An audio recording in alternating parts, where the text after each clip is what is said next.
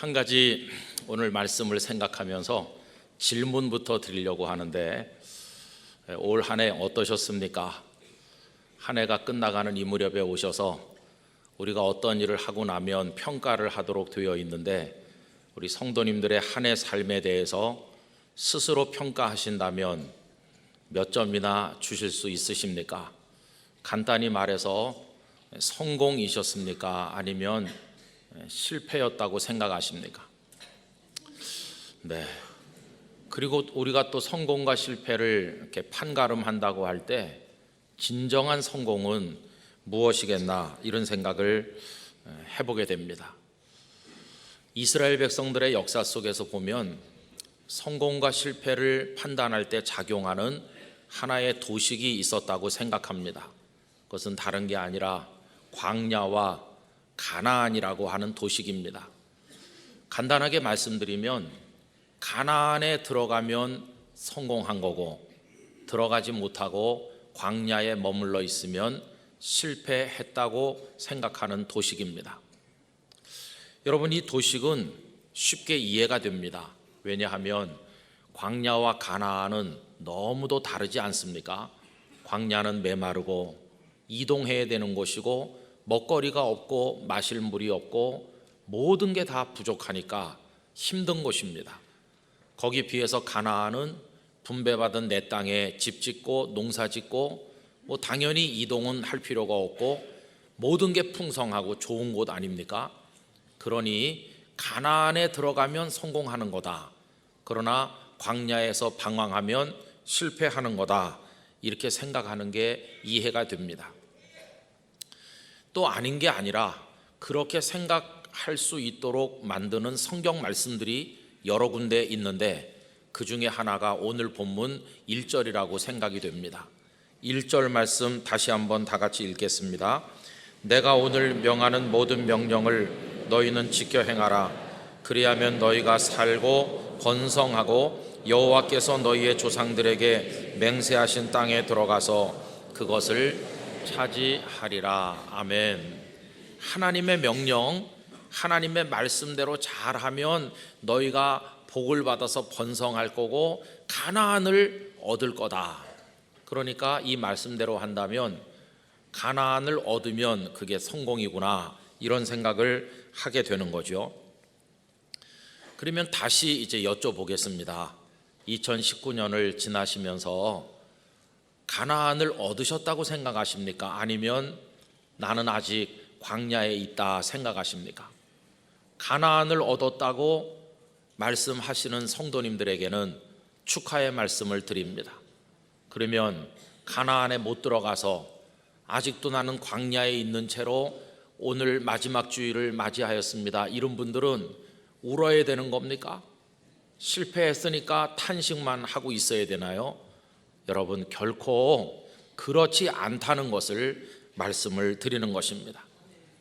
저는 이 시간 영락교회 성도들이 가나안 땅에 들어가면 성공이고 그렇지 않으면 실패라는 이 무거운 도식에서 벗어나셔서 자유를 누리시게 되기를 바랍니다.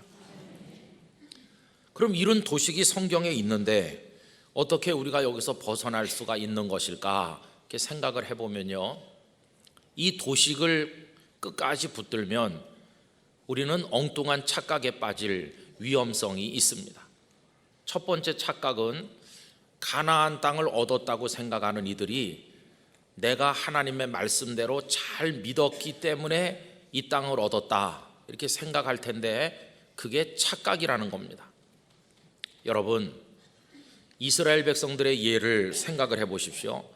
그분들은 여호수아를 대표로 세우고 가나안 땅을 얻질 않았습니까?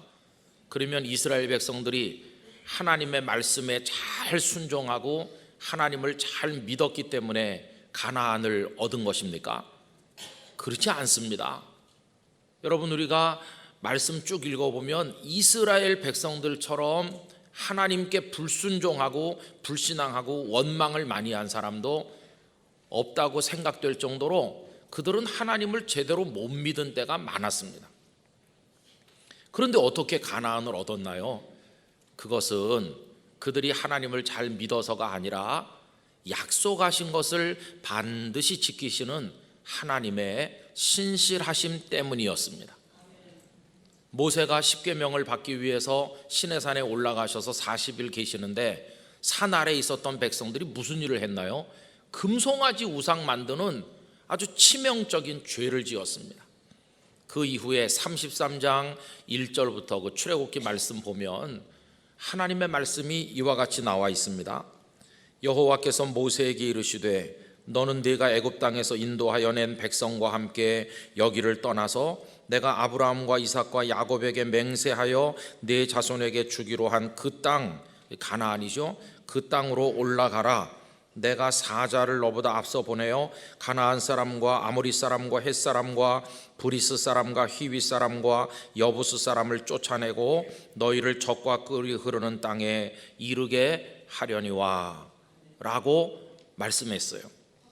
내 사자를 보내서 너희 조상들에게 약속한 대로 가나안의 7족속을 몰아내고 그 땅을 너희들에게 주겠어. 여러분, 거기까지는 별 문제가 없는 것처럼 보이죠. 근데 이게 좋은 말씀이 아닙니다. 왜 그러냐 하면요, 그 다음 말씀이 아주 심각하거든요. 이어지는 그 다음 말씀은 이겁니다. 나는 너희와 함께 올라가지 아니하리니 너희는 목이 곧은 백성인즉 내가 길에서 너희를 진멸할까 염려함이니라 하시니. 이 무슨 얘기냐 하면요, 그 땅은 내가 주겠다는 겁니다. 왜? 약속했으니까. 나는 약속을 지키는 하나님이니까 그 땅은 주겠어. 그러나 나는 너희들하고 같이 가고 싶지 않아. 얼마나 너희들이 목이 곧고 불순종하는지, 내가 같이 갔다가는 너희들을 진멸시킬까 내가 걱정스럽다. 난 너희들하고 같이 가진 않겠어. 이걸로 끝이야. 땅이나 받아먹고 떨어져라. 쉽게 말하면 그런 말씀이에요. 여러분, 하나님께서요 그들을 그렇게 생각하셨다니까요. 그러면 가나안 땅을 얻으면 하나님 잘 믿은 겁니까? 아닙니다. 그건 하나님께서 약속을 지켰으니까 그냥 주셔서 얻은 거지, 하나님 잘 믿어서 얻은 게 아니었습니다. 그러니까 나는 가나안을 얻었으니 하나님 잘 믿은 사람이야, 이렇게 생각한다면 얼마나 교만한 착각인지 우리가 깨달아야만 되는 것입니다. 또 반대로요, 이 도식은 우리에게 정반대 방향의 착각도 하게 만듭니다. 이런 거죠. 나는 아직도 가나안을 못 얻고 광야에 있으니까 하나님의 말씀대로 살지도 못했고 잘 못 믿어서 그래, 이러면서 자신을 학대하는데 이것도 착각이라고 하는 것입니다. 가나안을 못 얻는 이유가 하나님을 못 믿어서 꼭 못 얻는 겁니까? 여러분, 그렇지 않은 경우들도 있습니다. 우선 예를 들어서 모세를 생각해 보십시오. 모세는 가나안 땅에 들어가지 못했습니다. 그럼 모세는 하나님을 안 믿었나요? 아닙니다. 모세같이 하나님께 신실하고 하나님을 대면하여 말씀을 하고 하나님 주신 사명을 100% 완수를 하고, 성경은 그에 대해서 모세 같은 인물이 그 다음에는 일어난 일이 없다 할 정도로 대단한 믿음의 사람 아닙니까? 그런데 왜 가나안을 못 얻나요? 그거는 믿음이 없어서가 아니라 불신앙하고 원망하는 이 백성들을 인도하는 지도자로서 그들을 설득하기도 하고 타이르기도 하고 꾸중하기도 하면서 그들과 함께 가다 보니 그 고통의 일부가 모세에게 나눠진 것뿐이지, 모세가 하나님을 안 믿어서 그런 게 아니라는 것이, 공동체로 인하여 그 고통이 공유된 것입니다. 또 어떤 경우는 그 공동체로 인한 이유 외에도 때가 아직 차지 않았기 때문인 경우도 있더라는 겁니다. 그 예가 여호수아와 갈렙이시죠. 여러분, 이분들은 대단한 믿음의 인물들입니다. 가데스 바네아에서 12명의 정탐꾼을 보냈을 때 10사람은 하나님을 불신앙하는 보고를 해서 백성들의 마음을 좌절시키고 뒤집어 놓았지만, 갈렙과 여호수아는 하나님을 얼마나 신뢰했는지 대단한 믿음의 사람들이었지 않습니까? 그런데 그들은 백성들이 하나님의 진노를 받아 광야를 도니까 이들도 같이 광야를 배회할 수밖에 없었는데요. 그럼 그들이 하나님을 안 믿어서 그런가요? 아니요. 하나님 잘 믿었지만 그 공동체로 인한 고통에 같이 참여하게 된 것이고 40년 그 기한이 차고 나니까 여호수아와 갈렙은 당당하게 가나안의 백성이 되었으니까 그 40년이라는 때가 차지 않았기 때문에 가나안을 얻지 못했을 뿐이라는 걸 생각할 수 있다는 것입니다. 그래서 여러분, 오늘 본문 1절이 일반적인 말씀인데 예외적인 상황들도 있다는 걸 생각을 해본다면, 내가 2019년 송년주의를 맞이했지만 가나안을 못 얻어서 난 실패했나? 꼭 이렇게 낙심하시면서 우리의 한 해 삶을 실패로 규정 지을 필요가 없다 하는 말씀을 드리는 것입니다. 여러분, 그리고요, 가나안을 얻지 못했다 할지라도 우리의 삶을 실패로 규정 짓지 말아야 될 정말 중요한 이유가 있습니다. 하나님께서 백성들을 택하시고 부르시고 애굽에서 벗어나 나오게 하신 그 목적이 뭔가를 생각을 해봐야 됩니다. 여러분, 왜 그들을 불러내셨나? 이렇게 질문한다면 가능한 첫 번째 대답은 그들에게 자유를 주시기 위함이었다고 할 수 있습니다. 그들이 애굽에서 요셉을 알지 못하는 바로 왕이 등장한 이후부터 노예가 돼서 고통을 워낙 받고 자식을 낳아 키울 수 있는 자유마저도 박탈당할 정도로 억압을 당하고 있으니까 그들을 자유토록 해방시키시기 위해서 불러내셨다, 이렇게도 대답할 수 있지 않겠습니까? 그런데 여러분, 그거는 틀린 대답은 아니에요. 그것도 자유를 주기 위함이다. 그리고 또 한 가지 대답한다면 뭐가 있을까요? 아까 말씀드린 것처럼 약속하신 땅을 주시기 위해서, 땅이 없으면 번영하는 백성이 될 수 없으니까 그래서 그들을 불러내신 거다, 이렇게 대답을 해도 틀린 대답은 아닌 것이죠. 그래서 왜 그들을 택하시고 부르셨나라고 물을 때 자유를 위해서 땅을 주시려고 이렇게 대답할 수도 있겠다는 겁니다. 그런데 여러분, 제가 방금 이 말씀을 드리면서 자유와 땅을 주시기 위함이라는 걸 정답이라고 하진 않았습니다. 그냥 틀린 대답은 아니라고 했습니다. 그러면 이렇게 표현하는 것은 진짜 정답, 하나님께서 그들을 선택하시고 부르신 진짜 목적은 따로 있다는 말씀이죠. 자유와 땅은 부수적인데 불구하고 진짜 중요한 목적은 따로 있습니다. 하나님께서는 왜 그들을 택하시고 불러 애굽 바깥으로 나오게 하셨나? 그 진정한 목적이 뭘까요? 바로 이겁니다. 하나님의 백성 만들기 위해서입니다. 그게 목적입니다. 어떤 하나님의 백성입니까? 오직 하나님 한 분만 경외하고 오직 하나님 한 분만 의지하고 오직 하나님의 말씀에만 순종하는 진짜 하나님의 백성을 만드시려고 하는 게, 그게 하나님의 목적이었다는 겁니다. 여러분, 이것은요, 결혼을 생각해 보면 아주 쉽게 이해가 돼요. 결혼하려고 하는 신랑과 신부 두 사람이 왜 결혼합니까? 결혼 반지 주고받으려고 결혼하는데요. 그렇습니까? 그건 뭔가 잘못된 거죠. 반지 주고받으려고 결혼하는 건 아닙니다. 그럼 왜 결혼합니까? 사랑하기 때문에 나는 그의 사람이 되어주고 그는 나의 사람이 되게 해서 우리가 하나 되기 위해서 결혼하는 거지, 혼수품 주고받으려고 결혼하는 거 아닙니다. 그래서 아주 고급 혼수품을 주고받고 큰 집을 장만해서 가득가득이 살림살이를 쌓아놨다 할지라도 그 다음부터 너는 너 나는 나 이렇게 하면은 그게 제대로 된 부부이겠어요? 그건 아니잖아요. 여러분, 하나님과 이스라엘 백성의 관계가 똑같습니다. 왜 하나님과 이스라엘 백성이 연결되느냐? 자유와 땅을 주고받으려고, 그거 주고받으려고 하나님과 백성들이 관계를 맺으시느냐? 그게 아니라는 것입니다. 하나님께서는 이스라엘 백성의 하나님이 되어주시고 이스라엘 백성은 하나님의 백성이 되도록 하기 위해서 하나님과 이스라엘 백성이 만나는 겁니다. 여러분, 뭘 주고받는 게 목적이 아니라는 것입니다. 그래서 여러분, 진짜 사랑하는 부부는 어떻습니까? 실반지 하나 주고받을 처지가 못 되더라도 괜찮아요. 나는 당신만 내 곁에 있어서 나의 신랑, 나의 아내가 되어주면 난 그걸로 행복해요. 그게 진짜 부부인 것처럼 이스라엘 백성도 그렇다는 겁니다. 자유와 땅을 주시니까 내 하나님인 게 아니라 하나님 괜찮아요. 그런 거 없어도 하나님이 나의 하나님이시고 나 같은 게 하나님의 백성 된 거, 그거면 너무너무 감사하고 충분합니다. 여러분, 그런 하나님의 백성 되기를 하나님께서는 원하셨다는 것입니다. 그래서 땅이야 있든지 없든지, 자유야 있든지 없든지 하나님만 경외하고 하나님만으로 기뻐하고 하나님의 말씀만 따라 살고 하나님 한 분을 전부로 모시고 사는 그런 믿음을 가진 백성이 되게 하시려는 게 하나님의 목적이셨다 하는 겁니다. 그리고 여러분, 이런 하나님의 백성으로 만들어 가는데 최적의 환경이 광야였다는 것입니다. 그래서 그들을 광야로 인도해 내신 겁니다.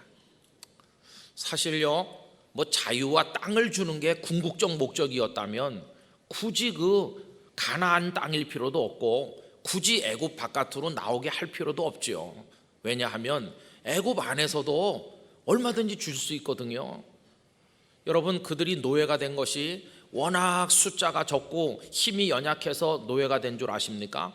아닙니다. 그들은 애굽의 바로 왕이 겁을 먹을 정도로 충분히 수도 많고 강했습니다. 그 이야기가 출애굽기 1장 8절 이하에 다음과 같이 나옵니다. 요셉을 알지 못하는 새 왕이 일어나 애굽을 다스리더니 그가 그 백성에게 이르되 이 백성 이스라엘 자손이 우리보다 많고 강하도다. 겁먹었지 않습니까? 자, 우리가 그들에게 대하여 지혜롭게 하자. 두렵건대 그들이 더 많게 되면 전쟁이 일어날 때에 우리 대적과 합하여 우리와 싸우고 이 땅에서 나갈까 하노라 하고, 바로 왕이 이스라엘 백성들을 두려워했습니다. 우리보다 더 많고 강하다고. 여러분, 그 정도 힘이 있으면 애굽에서 나갈 게 아니라 애굽 사람들을 굴복시키고 오히려 그들이 주인이 되고 그리고 그 땅 다 얻어서 누릴 수 있잖아요. 여러분, 하나님께서 자유와 땅을 주시는 게 목적이었다면 굳이 애굽 바깥으로 불러낼 필요가 없는 것이죠. 광야가 필요가 없다는 겁니다.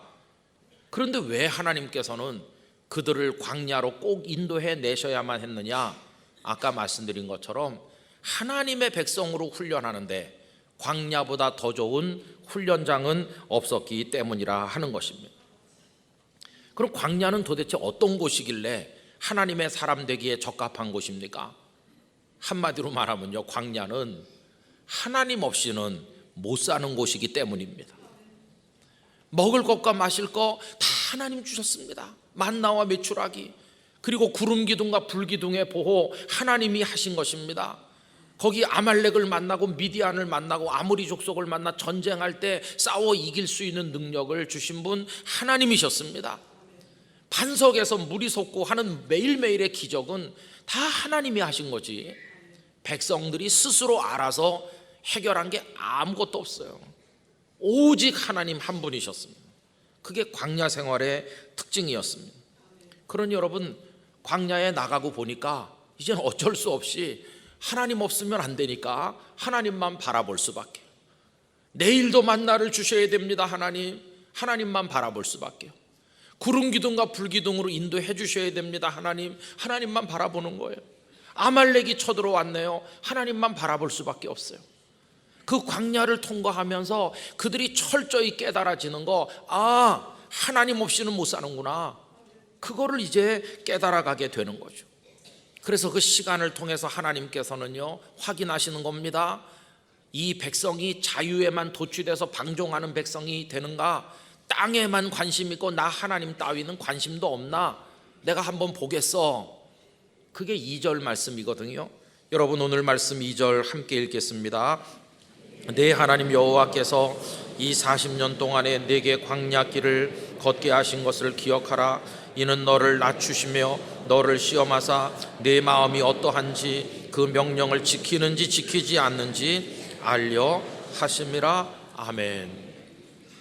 처음에는 자기들을 의지하기도 했을지 모르고 뭐 하나님을 의지하는 마음이 작았을지도 모르지만 광야에서 살다 보니 하나님밖에 없구나, 그거 깨닫는 거예요. 그래서 뭘 깨닫습니까? 하나님밖에 없다는 걸 깨닫고 나면 이젠 하나님께서 말씀하는 대로 할 수밖에 없어. 가라 그러면 가고 멈춰 그러면 멈추는 거다. 우리의 살 길이 하나님의 말씀에 있는 줄로 믿습니다. 떡이 우리를 살게 하는 게 아니라 하나님의 말씀이 우리를 살게 하는구나. 이거 이제 배워가는 거죠. 그게 3절 말씀이거든요. 여러분 3절 같이 읽습니다. 너를 낮추시며 너를 줄이게 하시며 또 너도 알지 못하며 네 조상들도 알지 못하던 만나를 네게 먹이신 것은 사람이 떡으로만 사는 것이 아니요 여호와의 입에서 나오는 모든 말씀으로 사는 줄을 네가 알게 하려 하심이니라. 아멘. 여쭤보겠습니다. 오늘 2부에 나오신 성도 여러분, 떡으로 사는 게 아니고 광야 같은 인생 살아보니까 하나님 없이는 못 살겠더라, 하나님의 말씀 속에 내 살 길이 있더라, 그거 깨달으셨습니까? 그럼 성공하신 겁니다. 하나님께서 우리에게 원하시는 게 그거거든요. 하나님밖에 없음을 깨닫는 백성이 되어 하나님의 말씀만 따르는 사람 되게 만들려는 게 그게 하나님의 목적이었기 때문에 여러분 그거 믿으시면 성공하신 거예요. 이젠 된 겁니다. 그래서 하나님의 원하시는 사람은 이런 사람이죠. 하나님, 저 이제 하나님 없으면 못 살아요. 하나님만이 저의 전부입니다. 저 광야길 걷고 있는데 저에게 만나와 메추라기 주시고 구름 기둥 불 기둥으로 저를 인도해 가실 분 하나님밖에 없습니다. 저 이제 그거 배웠어요. 저 이제는 어떤 일이 있어도 하나님 버리지 않아요. 어떤 자유가 어떤 땅이 나를 유혹해도 그거 다 쳐다보지 않아요. 하나님만 바라보겠습니다. 그런 믿음 가졌으면 우리는 실패한 게 아니라 하나님이 원하는 사람 되어가고 있는 중이니까 우리는 성공한 것이. 2019년이 끝나는 이때 지난 한 해 동안 가나안 땅도 못 얻고 아직도 나는 광야에 있네, 이렇게 좌절하지 말아야 될 이유는 우리 속에 깨달음이 있기 때문이에요. 어려우면 어려울수록 하나님밖에 없음을 아는 믿음이 점점 생겨나고 있고 이제는 말씀대로만 살아야 된다는 걸 여기까지 채워서 깨닫고 있다면 이게 바로 하나님께서 우리에게 원하신 것이기 때문에 우리는 성공하고 있는 것이, 가나안에 들어가는 게 성공이 아니라 광야에 있더라도 하나님의 백성이 되어가고 있으면 그게 성공하는 겁니다. 저도 그렇습니다. 저도 2019년 시작하면서 제 마음속에 목표들이 있죠. 저도 들어가고 싶은 가나안이 여러 개 있었습니다. 근데 와서 보면 자신 있게 말하지 못할 미진한 부분이 아직도 너무 많이 있어요. 그렇다고 해서 제가 올해는 실패였어 이러면서 좌절합니까? 아닙니다. 오히려 감사할 뿐이에요. 왜냐하면 하나님께서 올 한 해도 저를 이끄셨고 저를 인도해 주셨잖아요.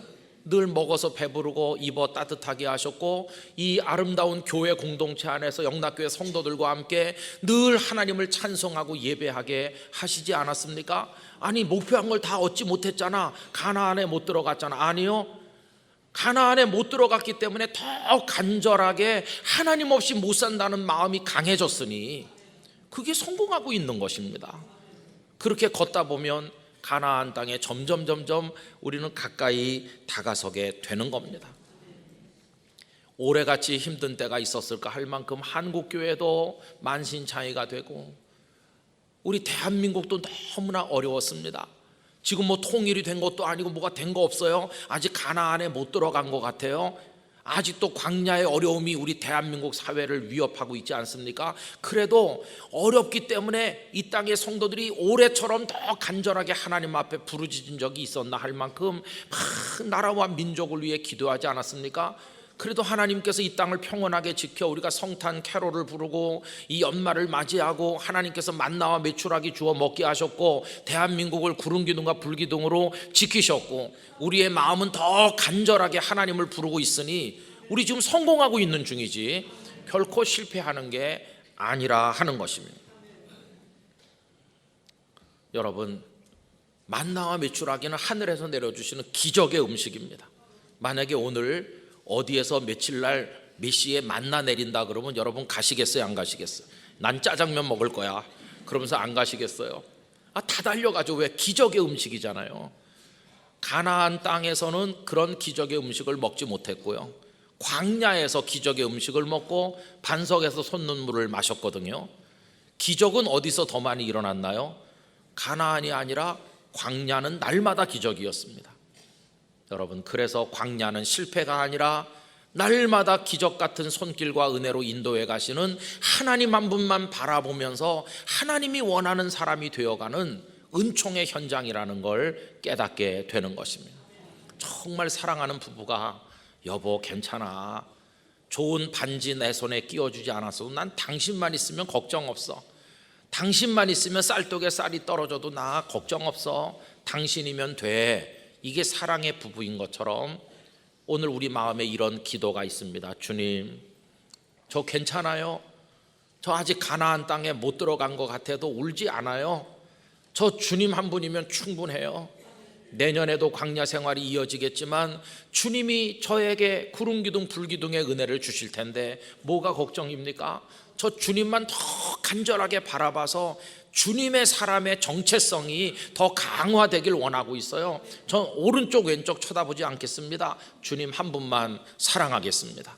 그리고 귀를 닫고 마음의 귀는 주님을 향해 열어서 오직 주님의 말씀대로만 제가 순종하겠습니다. 이런 마음을 지금 가지고 계시다면 우리는 성공하고 있는 중인 것입니다. 여러분 얼굴에 흐르는 눈물을 닦으시고요, 우리의 마음을 활짝 펴시고 나 하나님의 사람으로 잘 살고 있어, 내년에는 더 하나님 붙들고 하나님 의지하고 말씀대로만 달려가야지, 이렇게 결단하시게 되기를 원하는 것입니다. 그렇게 가면 주 안에 있는 나에게 땅 근심 있으랴 우리 찬송하게 될 것이고, 태산을 넘어 홍곡을 가도 빛 되신 주님 안에 가면 승리할 줄로 믿습니다. 여러분 한 해 동안 수고 많으셨어요. 나중에 나가셔서 난 실패하지 않았어요, 난 지금도 진행형으로 성공하고 있는 중입니다, 그렇게 말씀하면서 하나님만 붙드시는 여러분 되시기를 축원드립니다. 기도하겠습니다. 아버지 하나님, 사람들은 이런저런 기준으로 실패를 규정짓고 마음 아파하지만 저희들에게는 하나님을 바라보는 믿음 있는 한 우리는 하나님의 사람으로 무르익어가는 중이기에 결코 실패가 없음을 압니다. 하나님은 앞으로도 만나와 메추라기, 구름기둥과 불기둥으로 기적 같은 삶을 이끌어 주실 줄 믿습니다. 그 하나님 한 분 바라보며 찬송하며 한 해를 마무리하고 소망 중에 새해를 맞이하게 하여 주옵소서. 예수님 이름으로 기도 올리옵나이다. 아멘.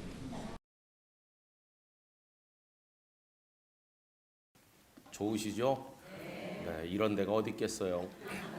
입장료를 받나 무슨 시험을 쳐서 입장시키는 것도 아니고 대학이 다 그냥 이렇게 들어온다면 얼마나 좋겠어요, 그죠? 근데 여러분 천국은 그냥 가는 데는 아니죠, 그죠? 예수님을 잘 믿어야 가는 데입니다. 기도는 그냥 올 수 있는데 천국은 준비돼야 갑니다, 그렇죠? 그래서 여러분 하늘나라 들어갈 준비 잘 하시게 되기를 바랍니다. 이제 코맹맹이 소리가 조금 나지만 그래도 감사할 것밖에 없습니다. 왜냐하면 이건 아픈 것도 아니죠. 진짜 힘들게 아픈 분도 많은데 감기에 대한 예의상 가끔은 아파줘야 되지 않겠어요? 그래서 가끔 코감기도 들기도 하고 우리 목사님들이 시간마다 이렇게 말씀을 전해주시오. 이 아름다운 기도의 동산이 있죠. 함께 예배할 수 있는 성도들이 있죠. 또 이 땅에 무슨 별난이라도 일어났으면 이런 일이 불가능할 텐데 위태한 것 같지만 하나님께서는 우리를 지키고 계시죠. 얼마나 감사합니까? 여러분 이 3일간의 시간이 정말 귀중한 시간입니다. 축복의 시간으로 받으시면 평생 기억될 영광의 시간이 될 줄로 믿습니다. 뭐든지 생각하기에 달려 있어요. 아무리 맛있는 음식도 짜 그러면서 얼굴을 찡그리는 사람에게 맛이 없을 거고, 찬밥 덩어리 하나도 감사합니다 그런 사람에게는 맛있는 음식이 되는 것처럼 우리에게 주어진 삶의 여건이나 신앙생활의 여러 상황을 불평하지 말고 감사함으로 받으면 그것이 우리에게 복이 될 줄로 믿습니다. 기왕에 먹는 거 맛있게 먹고, 기왕에 사는 거 열심히 살고, 기왕에 믿는 거 주님 잘 믿고 그래야 되는데, 그냥 오만 가지 불평 들어놓으면서 뭐 그런다고 제대로 되는 것도 없거든요. 그래서 올 한 해 우리 영락교회 성도들의 얼굴이 확 펴지기를 바랍니다. 이번에도 목양부에서 수고를 많이 하셨어요. 우리 목사님, 또 우리 김장로님, 또 권사님들 애쓰신 분들 너무나 많은데, 우리 목양부 식구들을 위해서 박수 한번 해드리도록 하겠습니다. 감사합니다.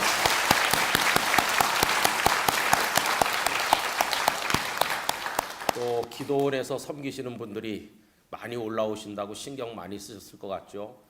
다 들어서 아시겠지만 얼마 전에 저희가 막혀 있었습니다. 그런데 하나님께서 산상기도 하는구나, 그리고 열어주신 겁니다. 그래서 우리 기도원에 계신 분들이 참 신경 많이 썼을 것 같은데, 우리 기도원 식구들을 위해서도 한번 박수하겠습니다.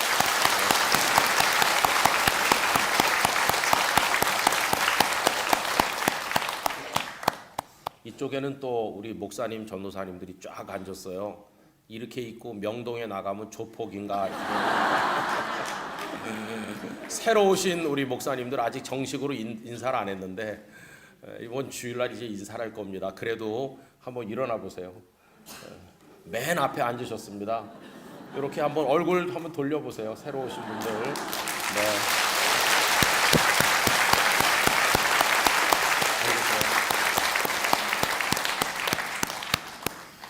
그래서 이제 우리 목사님, 전도사님들을 위해서는 잘 못하죠. 우리가 부족한 게 많지만 은혜 받았습니다 이렇게 해주시고, 그런 거는 하나님이 거짓말로 인정 안 합니다. 그러니까 은혜를 못 받았어도 은혜를 받았습니다 이렇게 하고, 목사님 따봉이에요 이렇게 하고, 힘내세요 전도사님 제가 늘 기도하고 있어 이러면은 너무 믿음이 좋아서 그걸 그냥 믿거든요. 내가 이렇게 잘하는가 보다 용기가 생겨가지고 그 다음에 설교 준비도 더 열심히 하고 그러는데, 전도사님 그걸 설교라고 해요. 그러면은 그 다음부터는요 교회만 봐도 이게 심장이 두근거리고 공황장애 옵니다. 공황장애.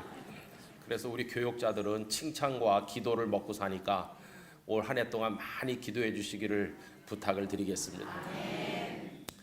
그리고 성도들은 담임 목사한테 이렇게 잘해야 되겠다고 생각하잖아요. 근데 여러분, 제가 더 잘해 주시면 터집니다. 이게 너무 지금 잘 먹고 살쪄가지고. 그러니까 저한테 할 거를 우리 부목사님, 전도사님들께 많이 해주세요. 대접도 많이 해드리시고. 저는 너무 많이 먹어가지고요 빵빵해요. 그러니까 그래서 우리 소외되는 교육자들이 없으시도록 성도님들이 많이 살펴주시기를 부탁을 드리겠습니다. 설교는 안 하고 쓸데없는 소리만 한다고 집에 가면 또 그래서 이제 설교를 해야 되겠죠. 근데 여러분, 이제 뭐 복잡하고 어려운 얘기를 말씀드리는 게 아니고 딱 한 가지 주제를 나누려고 합니다. 제 마음의 소원이기도 하고요. 어차피 사는 거고 어차피 믿는 건데 좀 잘 살았으면 좋겠고 잘 믿었으면 좋겠다, 그런 생각이 있어요. 성경을 쭉 읽어보시면 그런 모델들이 여러 분 계시는데, 오늘 읽은 34장 끝에 모세라는 분을 향한 평가가 나와 있습니다. 여러분, 모세에 대한 평가는 최상급의 평가죠. 10절 말씀, 그 후에는 이스라엘에 모세와 같은 선지자가 일어나지 못했다. 간단히 말하면 뭘까요? 최고라는 거예요. 최고였다, 모세가. 저는 옛날에 이 말씀을 읽으면서 우리나라의 목사님들이 많지만 하나님 저 최고 되면 안 될까요? 이런 생각을 했다가 얼른 접었어요. 왜냐하면 교만하기 짝이 없구나 이렇게. 근데 돌아가신 이중표 목사님께서는 한신대학교 신학교 졸업하고 나가면서 그 동판에다가 한신대학교 이렇게 요 밑에 있지 않습니까? 그죠? 거기다가 얼굴을 묻고 그 동판에 손바닥을 붙이고 기도했답니다. 하나님을 사랑하는 데 있어서, 하나님을 믿는 데 있어서 이 교문으로 드나든 그 누구보다도 최고가 되고 싶습니다. 그렇게 기도했대요. 하나님께서 교만하다고 하기보다는 그 마음을 어여삐 여겨주실 거라고 믿지요. 그래서 우리도 그런 소원을 가져보는 겁니다. 기왕에 믿는 건데 하나님, 제가 최고로 잘 믿는 사람 되고 싶습니다. 최고로 제가 잘 살고 싶습니다. 이 잘 산다는 게 뭐 부자로 산다는 뜻이 아니라는 거 정도는 다 알고 계시죠. 하나님께서 인정하는 삶을 살고 싶다 하는 겁니다. 근데 여기 모세께서는요, 무슨 뭐 부자가 됐다든지 무슨 뭐 그런 게 전혀 없어요. 심지어는 모세께서는 돌아가셨는데 그 무덤도 어디 있는지 모른다고 돼 있어요. 그러니까 그 뒤에 아무것도 없어요. 그냥 어느 날 흔히 쓰는 표현대로 혜성같이 등장해서 백성들 앞에 그 모습을 드러냈고, 그 불신앙하는 백성들을 달래고 얼르고 설득을 하면서 그들을 가나안이 바라다 보이는 모압 평지에까지 인도하고, 그들에게 마지막 당부를 신명기에서 다 말씀해 놓고 그냥 호련히 떠난 분이세요. 비스가산 꼭대기에서 이렇게 한번 가나안을 바라다 보고는 이제 아무 여한도 없다는 듯이, 하나님께 가나안에 가고 싶다고 한번 말씀드렸지만 하나님께서 됐어 하니까 더 말하지 않았어요.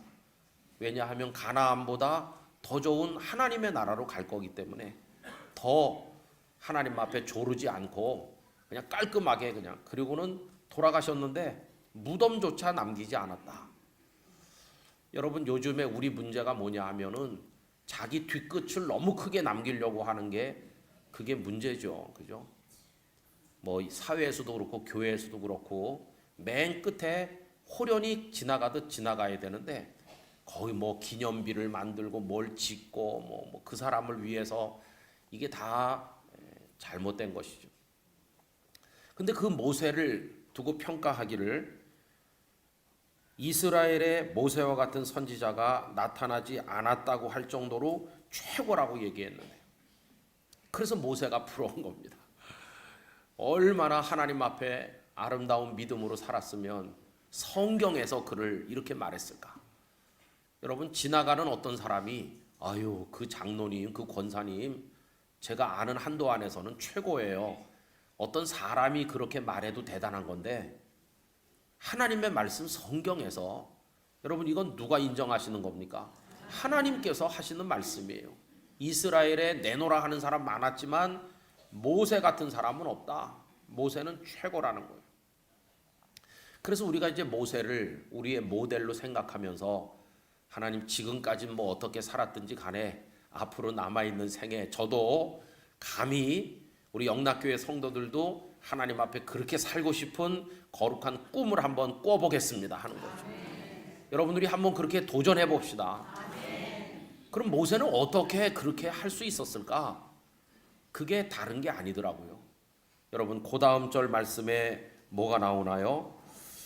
모세 같은 사람이 일어나지 않았다고 하면서 바로 나오는 게 뭡니까? 모세는 여호와께서 대면하여 아시던 자요. 이게 제일 먼저 나오잖아요. 그 다음에 두 번째로 나오는 게 뭡니까? 11절, 여호와께서 그를 애굽 땅에 보내사 바로와 그의 모든 신하와 그의 온 땅의 모든 이적과 기사와 모든 큰 권능과 위엄을 행하게 하심에 온 이스라엘의 목전에서 그것을 행한 자이더라. 이거 한마디로 말하면 사명 완수, 이렇게 말할 수 있어요. 그럼 모세가 사명을 완수했다 이렇게 나오는데, 그가 최고인 이유는 사명 완수했기 때문이기도 하지만, 사명을 어떻게 완수했냐고 또 물어본다면 그 핵심은 하나님과 대면하여 알던 사람이라는 바로 거기 있는 거예요. 여러분, 그는 오늘 설교 제목 그대로 하나님께 접속되어 있는 사람이에요. 하나님과 대면에 있어요. 우리 뭐 전기 기구를 많이 써서 잘 아십니다만은 그 중에 날마다 충전하는 게 휴대폰 아니겠습니까? 제가 패드에다가 설교를 담아가지고 보통 많이 다니는데요. 요만한 10인치쯤 되는 패드에 한 번은 이제 어디 집회 가려고 설교를 여러 편을 준비해가지고 이제 패드에다가 다 담아놨죠. 근데 이렇게 보니까 이게 배터리가 별로 없어요. 그래가지고 이렇게 꼽아놨죠. 그리고 충전이 되면 이제 100% 이렇게 되면 이제 가지고 나가야 되는데, 이제 우리 딸이 그걸 가지고 이렇게 뭘 하는데, 여러분 그 카바를 덮어놔야지 이게 방전이 안 됩니다. 근데 어떻게 하다가 카바가 열린 채로 우리 딸이 가버린 거예요. 그래가지고 제가 딱 가지고 나갔는데 바닥에 조금 남아 있는 거예요. 이렇게 당혹스러울 수가. 충전할 시간도 없죠. 그럼 얼마나 당황스럽습니까? 그 다음에 또 어떤 때는 꼽아놓은 줄로 알고 딱 연결해요. 그래가지고 하룻밤 자고 났으니까 100% 됐겠지 하고 보면 켜지지도 않아요. 아니 이게 웬일이야? 이렇게 보면은 그게 꽂혀 있지 않은 거예요. 그게 그 잭이 그 코드가 전원에 꽂혀 있질 않아요. 접속이 안 돼 있어요. 접속이 안 돼 있으면 아무리 나는 충전을 하려고 그래도 충전이 안 되잖아요. 우리 다 아는 얘기죠. 저는 우리가 하나님 앞에서 믿음의 사람으로 아름다운 인생을 사는 원리가 간단하다고 생각합니다. 여러분, 하나님께 접속돼서 살면 귀하게 살 수 있는 능력을 하나님께서 주실 줄로 믿습니다. 그 모세가 하나님께 접속된 그때가 언제부터일까요? 그가 나이 80 되기 전까지는 하나님께 접속되지 않았어요. 그가 젊은 세월에는 궁궐에서 왕자로 자라난 거 우리 알고 있고, 나이 40에는 자체 배터리로 살았어요. 자기 자체 배터리. 그게 뭐냐 하면은 자기 주먹을 믿고 자기 학문을 믿고 자기 지식을 믿었어요. 그래서 40살 됐을 때 애굽 사람 한 사람을 자기 주먹으로 때려 눕혔는데 사람이 죽은 겁니다. 그리고는 도망치지 않았어요. 여러분, 하나님의 거룩한 에너지로 충전되기 전에 자기가 자가 발전하는 자기 힘으로 하니까 일을 망치고 사람을 죽였고 자기는 도망자가 돼서 완전한 실패를 하고 마는 것이. 결국 그가 나이 80이 되던 어느 날 그의 배터리가 다 소진돼 가지고 그래서 켜지지도 않는 휴대폰처럼 완전히 방전 상태로 힘이 다 빠져 있던 어느 날 떨기나무 불꽃 가운데 나타나신 하나님을 만나는 거예요. 근데 하나님은 충만하신 분이시잖아요. 하나님은 충만한 분입니다. 그 하나님하고 떨기나무 불꽃 앞에서 딱 만나는 순간 그의 방전됐던 영적 에너지, 인생 에너지가 100%로 채워지는 거예요. 오래 걸리지 않았어요. 막 10년, 20년 걸린 게 아니에요. 하나님을 만나자마자, 하나님께 코드를 꽂자마자 그가 채워져 가지고 당장에 바로왕 앞에 가서 내 백성을 보내라. 어디서 그런 힘이 갑자기 나왔겠어요? 여러분, 하나님은 무한 에너지와 같으신 분이세요. 그 하나님께 충전하는 그 순간, 접속하는 그 순간 모세를 모세되게 만드는 능력이 나온 것을 볼 수 있습니다. 결국 우리가 실패하는 이유는 하나님께 접속하려고 하지 않고 그거 빼놓은 채로 난 자가 발전을 잘해, 이런 교만한 사람들이 다 실패하는 거죠.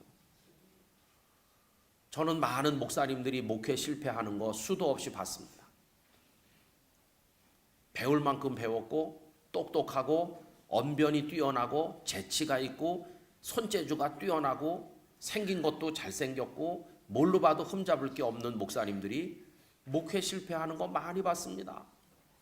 교회에서는 그 목사님들의 겉모습을 보죠. 목사님이 아주 잘생기셨다.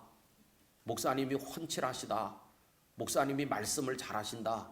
목사님이 공부를 많이 하셨어. 목사님이 아주 설교를 능수능란하게 하신다. 이래가지고 모셔왔는데 다 잘 될 걸로 보는데 안 되는 거예요. 왜 안 되는지 규명하기 어려워요. 수수께끼인 거예요. 왜 안 되는지. 근데 그게 한 군데서만 안 되면 뭐 좀 잘 안 맞나 성도들 정서하고 그럴 텐데, 제가 아는 어느 목사님은 6군데 교회를 옮겼는데 6군데서 다 안 됐어요. 아직 70 안 됐지만 그분은 그냥 목회를 관뒀습니다. 그분은 저희 동기이기 때문에 잘 알아요. 그런데 동기 모임에도 안 오죠. 언제부턴지. 왜냐하면 본인이 목회 실패했다는 자괴감이 너무 큰 거예요.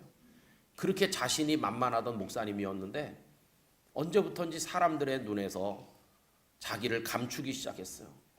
자기 마음이 상처를 많이 받고 이 목사님이 이제 본인 스스로 극복을 못하는 거죠. 저는 뭐라고 말하기 어려운데 늘 생각해 봤습니다. 왜 그럴까? 왜 그럴까?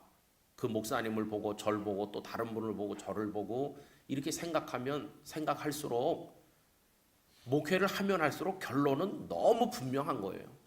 여러분, 결론은 하나님께 접속된 여부입니다. 하나님께 접속되면 무능한 사람도 승리할 수 있고, 하나님으로부터 그게 코드가 빠져서 내 스스로 자가 발전하면 능력 있는 사람도 무능한 자보다 더 무능한 자가 되고 마는 것이죠. 제가 대학의 교수님으로 학생들에게, 신학생들에게 신학을 가르치던 분이 목회를 하신 분들 몇 분 알고 있습니다. 여러분, 신학교 교수 하셨으니까 뭐 다 갖춘 분 아니세요?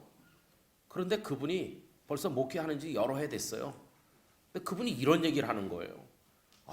나는 교수하면서 학생들 가르치듯이 가서 하면 되는 줄 알았다고. 그런데 가던 주일부터 이렇게 힘든 줄 알았으면 내가 관둘 걸, 안 올 걸, 이런 후회가 많이 됐대요.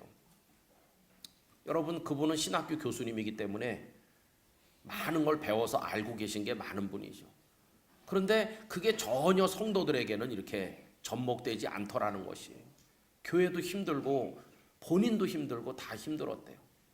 근데 여러 해 지난 다음에 조금 가능성의 빛을 보기 시작했는데, 그게 언제냐 하면 그 목사님 말을 제가 옮기면 자기가 배운 신학을 포기하기 시작하면서부터 되기 시작했대요. 참, 이게 얼마나 아이러니컬한 얘기입니까? 우리는 배워야 할 수 있다고 생각해요. 그래서 배우는 거 아닙니까? 그런데 배운 거를 다 내려놓고 포기하고 하나님 저 좀 도와주세요 이렇게 하기 시작한 때부터 되기 시작했다는 거예요. 어떻게 되기 시작했는지 설명하기 힘들지만 하여튼 교회 안에 문제들도 하나씩 없어지기 시작했고, 성도들의 얼굴도 밝아지기 시작했고, 예배를 드리고 나갈 때 다 은혜 받은 얼굴로 나가더라는 거예요. 그래서 본인이 신학교 교수로 오래 있었지만은 그 신학적 지식이 가지는 능력에 대해서 회의를 많이 느꼈대요. 여러분, 그 수수께끼의 정체가 뭘까요? 결국은 하나님 주시는 은혜로 되는 줄 믿습니다. 하나님께서 주시는 은혜로 되는 거죠. 하나님의 능력으로 되는 거죠. 거기 이제 우리의 인생 코드를 갖다 꼽아야 되는 거죠. 하나님께. 그러니까 대면하여 알았다는 것은요, 하나님과 가장 가까이 있는 거예요. 여러분, 그걸 보충해 주는 말씀이 나오는데 성경 한 군데 찾아보겠습니다. 출애굽기 33장입니다. 출애굽기 33장 7절 말씀.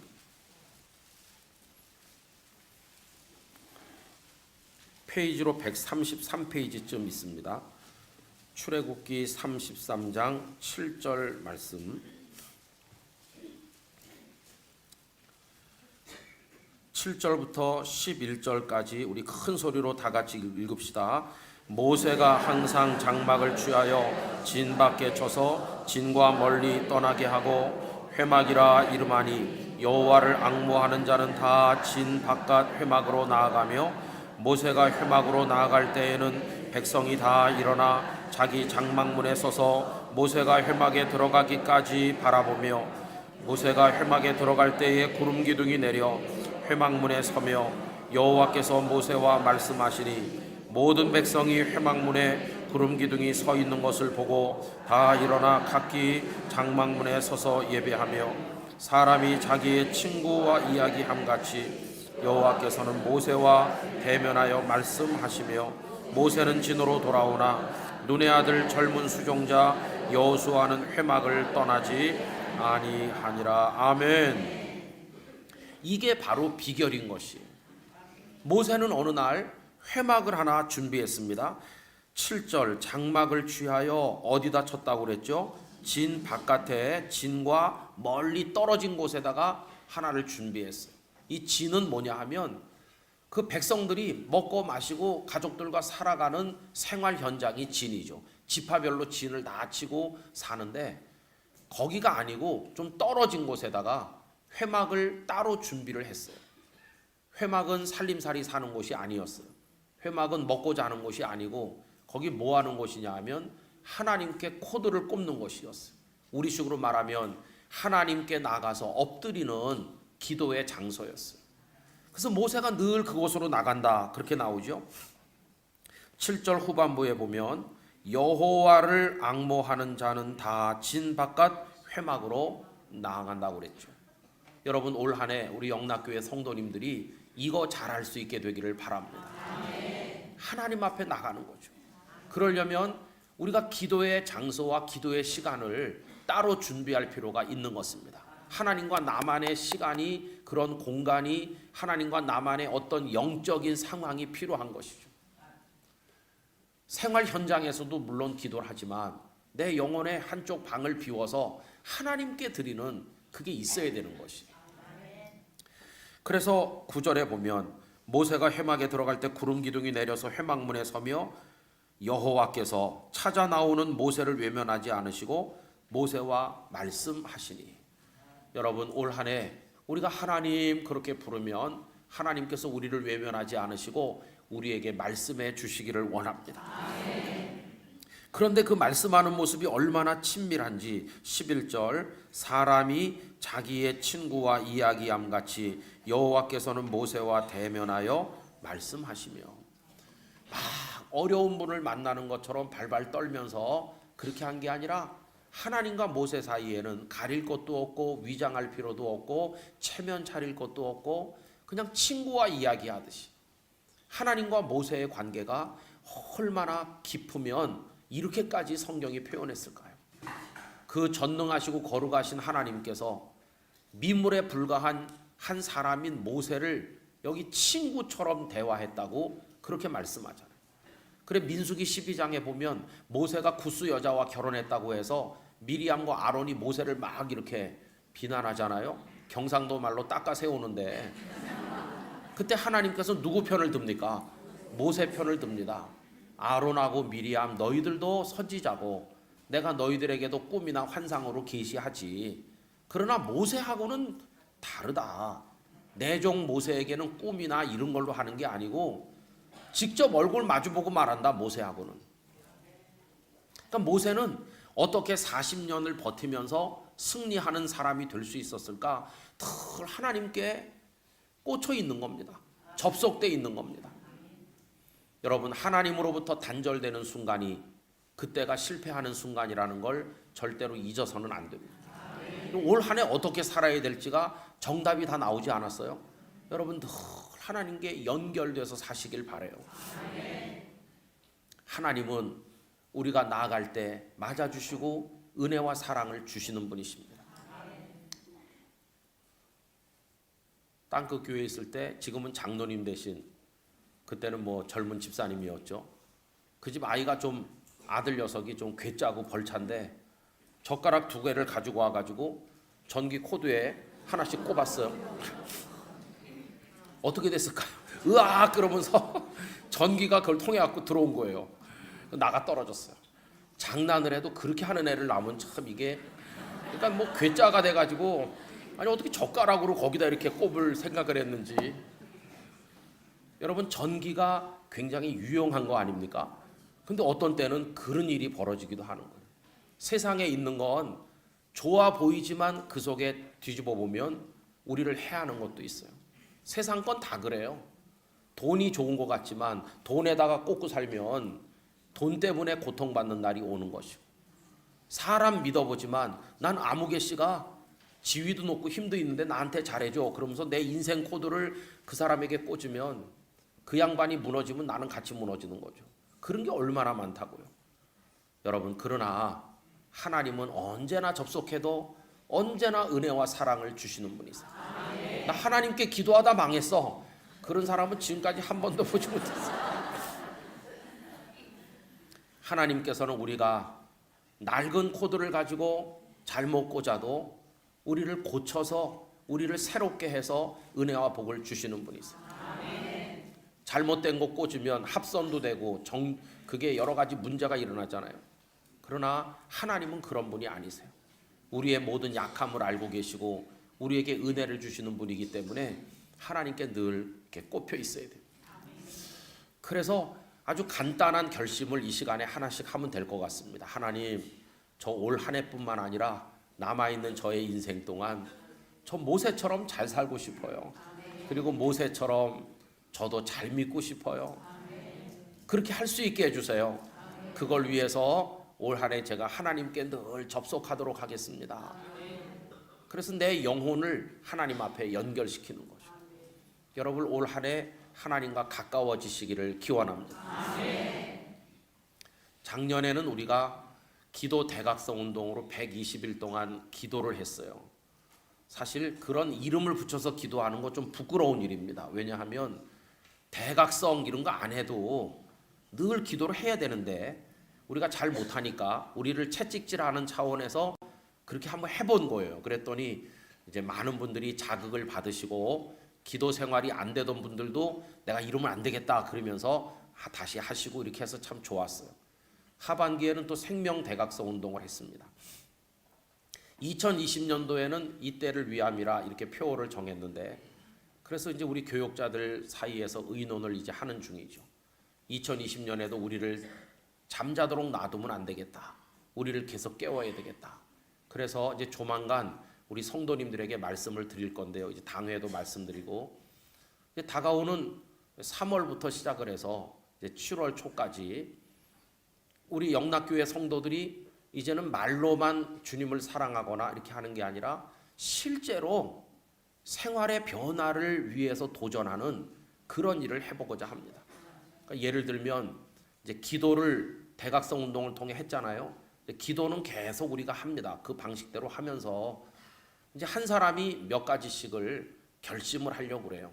아주 비근한 예를 든다면 교회는 나와서 예배를 드리는 사람들 중에도 담배를 못 끊는 사람도 있을 거예요. 틀림없이 있어요. 제가 보는 앞에서 안 피워서 그렇지. 그런 분이 하나님 앞에 결심하는 거예요. 하나님, 제가 언제까지 이게 건강으로나 경제적으로나 경건상으로나 덕이 안 되는데 이걸 내가 못 끊고 올해 내가 하나님의 은혜로 이거 끊게 되기를 원합니다. 이게 결심을 하는 거. 예를 들면 소극적인 일이죠. 자기를 위한 거. 또 적극적으로는 내가 올해 꼭 친구 아무개에게 예수님을 전하겠습니다. 이런 결심을 할 수 있잖아요. 그래서 한 사람이 한 6가지쯤 실제로 행동에 옮기기 위한 이때를 위함이라는 표어에 맞춰서 내가 가만히 보고만 있으면 안 되고 나를 위해서나 가족을 위해서나 내 주변을 위해서나 교회를 위해서나 나라를 위해서나 뭔가 액션을 해야 되는 거죠. 구체적으로. 근데 너무 거창한 거는 우리가 지키지 못해. 예컨대 조국을 사랑하자 이런 건 너무 막연해서 안 돼요. 그런 거 말고 당장 실천 가능한 거를 우리 성도들이 작정을 하실 거예요. 그래가지고 그걸 날마다 체크하는 겁니다. 그게 오늘 하루 동안 내가 해보려고 노력했는지 실천할 수 있도록 체크를 하면서 그래서 여러분들이 쿠폰북이라는 거 아시죠? 하나씩 뜯어가는 거 그렇게 해가지고 온 성도들이 실제적인 우리 삶의 변화를 위해서 노력을 해보려고 해요. 근데 올해는 6.25가 일어난 지 70주년이기도 해요. 그 날짜를 보니까 3월 초에 시작을 해서 7월 초까지 하는데 그게 딱 119일이에요. 그래서 119가 되는 거예요. 119는 비상이 걸리면 출동하는 겁니다. 위급한 일이 있을 때. 지금 나라도 비상이고 교회도 비상이고 지금 빨간 사이렌 울리면서 출동해야 되는 때예요. 우리가 이 때를 위하는 성도가 돼야 되는 것이죠. 그리고 아직 확정된 건 아니지만 전에 북한에 여러 해 동안 억류되어 계시던 캐나다의 그 토론토 큰빛교회 임 목사님 아시죠? 그분이 우리 영락교회 요청한 게 있어요. 아직 그분이 가셔서 안 오셨는데 그분이 가면서 저에게 제가 영락교회에 요청하는 게 있다고. 저는 요청하는 게 있다고 그러면 겁부터 나요. 왜냐하면 돈 때문에 그러신가 이렇게 생각해요. 근데 그 목사님 말씀이 이거예요. 올해가 6.25 난 지 70년. 아직도 통일되지 못했고 아직도 고통이 많고 전쟁의 위협이 고조되고 있고 나라는 어지러운데 우리 성도들이 할 일이 뭐냐? 그 목사님은 기도밖에 없다고 믿습니다. 성도가 기도할 때가 됐다고 믿습니다. 영락교회가 어떤 교회입니까? 이북에서 내려오신 분들이 세우신 가장 통일에 대한 기도를 많이 하는 교회가 아닙니까? 그래서 그 목사님의 소원이 뭐냐 하면은 6.25 주간에 전국의 교회들이 금식 기도를 전 성도들이 3일 동안 했으면 좋겠다는 거예요. 3일 동안 전 성도가 금식 기도를 하는데 그 본부를 영락교회에서 했으면 좋겠다는 거예요. 영락교회 본당을 열고 초교파로 성도들이 모여서 3일 동안 금식하면서, 그래서 제가 빨리 계산부터 해봤어요. 아, 돈이 안 들겠구나. 먹으면서 해야 돈이 들지 안 먹으면서 하는데 무슨 돈이 들겠구나. 마음이 가벼워졌어요. 돈이 안 들기 때문에. 그 대신 이제 두려운 분은 지금부터 많이 보충을 하면 되는 거죠. 그래가지고 그때가요, 우리 그 119 기도를 하면, 119 이걸 하면 딱 끝나기 전주간쯤 돼요. 3일 나라를 위해서 우리가 하나님 앞에 금식 기도하고 119일 동안 달려가는 우리의 노력을 마무리를 하면 얼마나 멋질까. 하나님께서 우리 교회에다가 그걸 하자고 말씀하는 거, 우리 교회를 축복하시는 거다. 어디 다른 데서 하는데 우리가 쳐다만 보고 있으면 멀뚱한데, 영락교회에서 영락교회 성도들이 중심이 돼가지고 금식 기도를 하고, 여러분 정말 나라와 민족을 위해 울어본 적 있습니까? 근데 그게 성경하고 딱 맞아요. 제가 이제 이때를 위함이라는 표어를 정하면서 에스더서에 있는 본문을 했잖아요. 근데 거기 보면 에스더가 아하수에로 왕 앞에 나가기 전에 뭐 하고 나갑니까? 금식을 하거든요. 모르드게 사촌 오빠에게 금식 기도를 하자고 그래서 다 금식하고 나갔더니 유대 민족이 구원을 받지 않았어요. 그 성경 말씀하고도 딱 맞는 거예요. 어쩌면 하나님께서 모든 상황이 우리의 표와 기도 제목과 그 되어가는 상황이 딱 맞도록 만들어 주시는지 마음속으로 큰 기쁨이 있어요. 근데 문제는 하나가 문제죠. 우리 영락교회 성도들 마음속에 이런 여러 일들 혹은 나 개인적인 차원에서 올 한 해는 우리 교회가 하나님께 접속돼야 되겠다고 하는 간절한 열망을 가질 수 있냐, 그래서 우리가 그걸 할 수 있냐, 그게 문제인 것들이죠. 여러분 올 한 해 우리가 하나님께 코드를 꼽읍시다. 하나님의 놀라운 거룩한 힘이 우리에게 들어와서 우리가 100% 충전된 그리스도인이 되면 어떤 사탄의 공격도 극복하면서 뛰어나갈 수 있을 줄로 믿습니다. 하나님의 교회가 기도를 통해서 능력을 얻는 거죠. 변화산에서 내려온 예수님께서 그 귀신 들린 아이를 데려왔잖아요. 간질 증세를 가진, 물에도 불에도 넘어지는 아이를 데려왔는데 제자들 9명이 해결 못했습니다. 그때 예수님께서 그 아이를 온전케 하시고 나중에 제자들이 우리는 왜 못했습니까? 라고 그랬을 때 대답이 딱 하나였어요. 기도 외에는 이런 유가 나갈 수 없다고 하셨어요. 기도의 능력을 말씀했어요. 여러분 모세가 어떻게 40년 동안 그 악조건 광야에서 그렇게 원망하고 불신앙하는 그들을 데리고 거기까지 갈 수 있었을까? 그 힘은, 그 인내심은 그건 어디서 온 것일까? 결국은 하나님과 늘 대면하는 거예요. 하나님 오늘도 이런 문제가 있어요. 나 알고 있다. 하나님 저들이 저를 욕했습니다. 알고 있다. 하나님을 원망합니다. 알고 있어. 먹을 게 없어요. 하나님 내가 메추라기 줄게. 이게 다 하나님께 접속되어 있기 때문에 가능한 일이었습니다. 우리를 가로막는 문제들이 한두 가지가 아닙니다. 우리 가정적으로도 얼마나 어려우세요. 다 요새 경기도 어렵다고 그러죠. 다 힘들다고 그러죠. 그러나 여러분 신음소리 내느니 하나님 앞에 기도해야 되고, 걱정하느니 그 시간에 부르짖어야 되고, 원망할 그 시간에 하나님 앞에 달려나가야 될 줄로 믿습니다. 우리를 언제나 기다리고 계신 하나님, 그 하나님께 믿음의 코드를 꽂고 기도의 코드를 꼽아서 하나님께 접속되면, 그래서 우리 각자에게 우리 교회 공동체, 한국교회, 우리 사회 안에 하나님의 도우시는 증거들을 우리들이 보는 한 해가 되기를 간절히 원하는 것입니다. 그래서 성경에서 제가 제일 좋아하는 말씀 중에 하나가 하나님과 대면하는 모세 이 이야기입니다. 하나님과 대면. 그럼 얼굴 마주 본다 그 말이에요. 여기 파님이라고 하는 히브리어 단어인데 얼굴을 이렇게 마주 봐요. 어떤 사람 얼굴을 보고 싶을까요? 기왕이면 좀 예뻐야 되겠죠. 우리가 좀 예쁘면 더 좋겠죠, 그죠? 내 삶을 정돈하고 너무나 방종하고 흐트러지고 교만하지 말고 늘 간절한 마음으로 주님을 찾는 우리 영혼을 늘 깔끔하게 단장하고 우리 영혼의 쓰레기 같은 거 더러운 욕심 같은 거 끌고 다니지 말고 우리 영혼을 늘 단정하게 하고 주님을 간절히 바라보는 그런 마음으로 절제된 삶으로 그러나 하나님을 향해 뜨거운 열망을 가진 삶으로 이 한 해를 살아가자고 말씀을 드리는 것입니다. 여러분 이번 기도에 올라오신 분들이 영락교회 거룩한 불쏘시개가 되어주시기를 부탁드립니다. 이 거대한 영적 흐름에 맨 앞에 서주시기를 바랍니다.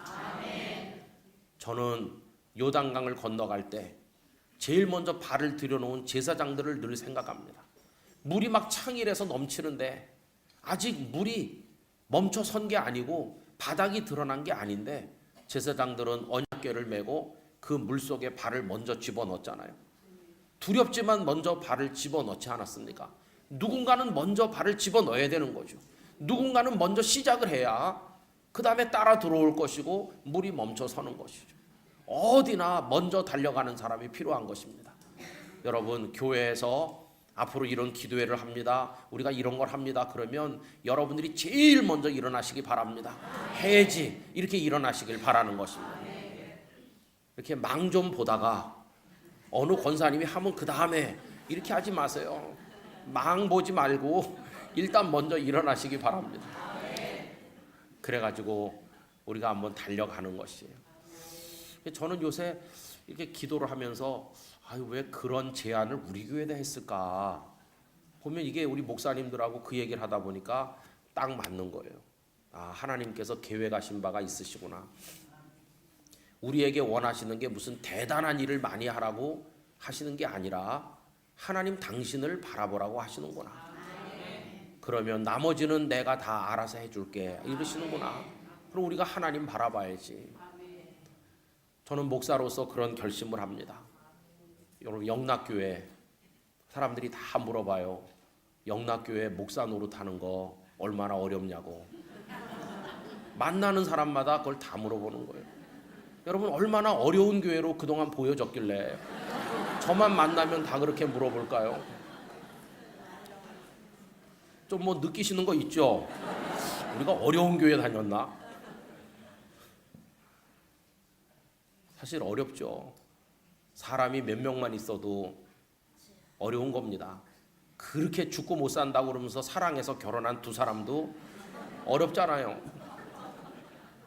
한 사람 짜장 먹자 그러고 한 사람 딴 거 먹자 그러고 싸우잖아요.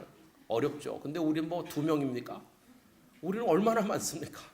어려운 거예요. 해야 될 일도 어렵고 어렵죠. 그러나 여러분 어렵다는 걸 느끼면 느낄수록 해법은 딱 하나밖에 없어요. 옛날에 많이 봤던 참고서가 해법 수학 그런. 그래서 제가 해법 목회 터득해서 해법 목회가 뭔지 아세요? 하나님께 코드를 꼽는 거예요. 그래가지고 하나님 주신 능력으로 하는 거예요. 그리고 하나님께 다 맡기는 거예요. 대면에서 말할 때 뭘 말하면 되겠습니까? 아는 척하는 말 하면 될까요? 하나님 난 몰라요. 난 못해요. 나는 잘 어떻게 해야 될지 모르겠어요. 하나님 맡아주세요. 이렇게 하는 거죠. 그러면 하나님께서 내가 다 알고 있다. 내 사랑하는 종아 이렇게 하는 거예요. 여러분 자식 농사가 또 저절로 되겠습니까? 돈 벌고 싶지 않아서 못 보는 사람이 어디 있겠습니까? 다 돈을 벌고 싶고 성공하고 싶고 근데 하나님의 뜻이 어디 있는지 잘 모르는 거죠. 이 녀석아 너는 돈 많이 가지면 네 인생이 무너진다. 나 너 잘 알아. 넌 딱 그만큼이 됐어. 너 학교 다닐 때 산수도 못했지 않았냐? 그러면 돈이 너무 많으면 계산을 못하잖아요. 산수를 못해. 하나님께서 다 아셔서 주시는 거야. 아셔서. 저 웃기는 얘기 들었습니다. 오래전에 어떤 목사님이 머리칼이 한 개도 없어요. 하여튼 거의 하나도 없다고 말하는 게 맞을 정도로 없어요. 근데 그 목사님이 이러는 거예요. 하나님 우리 형편과 처지를 아시기 때문에 머리칼이 있으면 안 되기 때문에 없게 하신 거예요. 그래서 이것도 하나님의 은혜라고 하는 거예요. 그래서 우리가 저도 비슷한 입장에서 웃을 수도 없고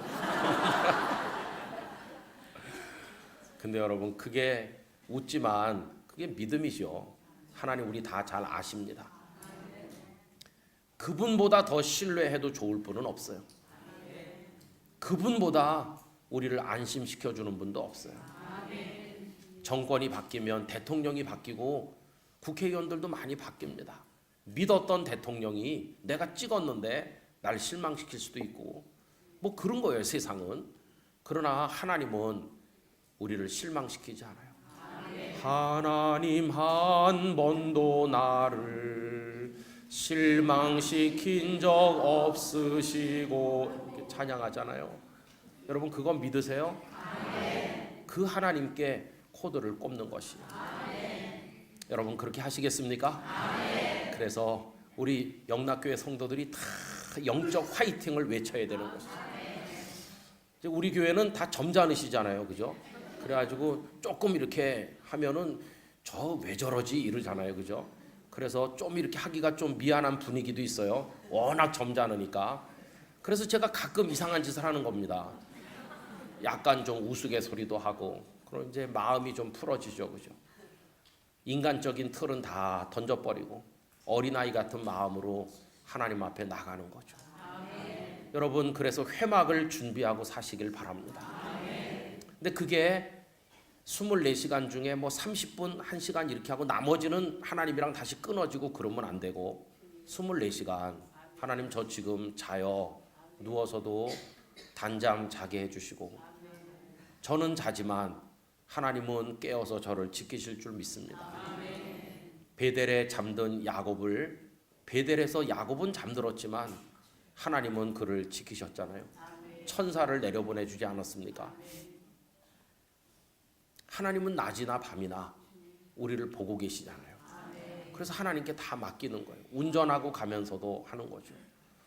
저 사실 이제 이게 코가 꽉 막히니까 말이 잘 안 나옵니다. 그래가지고 걱정을 많이 했어요. 어떻게 말씀을 전할 수 있을까? 근데 참 이상해요. 강단에 올라오면 뚫려요. 말을 할 수 있잖아요. 그런데 내려가서 밥 먹으려고 앉아있고 그러면 꽉 막혀갖고 계속 이게 안 되는 거예요. 숨을 못 쉬겠고 막 갑갑하고 그런데 지금은 이게 멀쩡해요. 또 이렇게 기도를 했잖아요. 하나님 저 오늘 산상기도회 가요. 아시죠? 하나님 얼마나 감사해요. 밥 시간이 다가와서 끝나는 거지 코가 막혀서 끝나는 게 아닙니다. 코의 상태로 보면 1시간 이상 더 할 수 있어요. 그래도 밥 시간이 다가오니까 여러분 하나님 주신 능력으로 사는 줄 믿습니다. 그래서 오늘 설교는 너무나 단순한 거예요. 마지막으로 정리하면 영락교회 성도들도 모세처럼 살게 되시길 바랍니다. 우리 교회도 그렇게 살길 원합니다. 그 비결은 하나님께 접속하는 거다. 그것은 기도로 나타나는 것이고 회막을 준비하는 것이고 거룩한 에너지로 채워져서 성령에 충만하고 아까 부르신 찬양처럼 하나님의 전신갑주를 입고 이 죄악으로 가득한 세상과 맞부딪혀서 싸워 승리하는 우리 모두가 돼야 될 줄로 믿습니다. 이제 조금 있다가 우리 김 목사님, 김영찬 목사님 나오셔서 기도를 인도할 텐데요. 여러분 기도할 때 간절하게 기도합시다. 그래가지고 하나님 앞에 뜨겁게 우리 마음을 드리고 하나님 앞에 나갈 수 있기를 기원하고요. 올 한 해 여러분들의 삶에 하나님의 만복을 축원합니다. 기도하겠습니다. 하나님 아버지 감사와 찬송과 영광을 올려드립니다. 신년 벽두의 영락기도원에서 신년 산상 기도회를 열게 해주신 하나님 감사합니다. 우리를 영락교회 기도의 불쏘시개가 되도록 올려보내 주신 줄로 믿습니다. 모세가 120년 인생을 사는 동안 젊어서는 스스로의 힘으로 살다가 실패하였지만 그가 떨기나무 앞에서 하나님을 만나는 순간 그는 하나님의 거룩한 능력으로 충전되었습니다. 바로 왕을 두려워하지 않았으며 애굽의 군대를 두려워하지 않았으며 수백만의 백성들을 이끌고 가나안의 이곳까지 전진하였습니다. 모세 같은 선지자가 일어난 일이 없다고 말하였습니다. 그 비결이 하나님을 대면해서 알았던 하나님을 만나는 회막이 있었던 사람이었기 때문임을 생각하였습니다. 주여, 저희도 하나님께 접속되기를 원합니다. 하나님의 에너지로 채워지기를 원합니다. 우리 자신을 믿고 살았던 모든 것을 던져버리게 하여 주시옵시고, 올 한해 영락교회가 성령님으로 충만하게 하시고, 성도 한 분 한 분이 하나님의 권세로 능력으로 채워지게 하여 주시옵소서. 악한 사단의 권세 화전을 소멸하고 하나님의 깃발을 높이 들고 달려가는 거룩한 한 해, 승리하는 한 해가 될 줄로 믿습니다. 우리에게 새로운 시간과 삶의 가능성과 기회를 주신 하나님을 찬송하오며 예수님의 귀하신 이름으로 기도드리옵나이다. 아멘.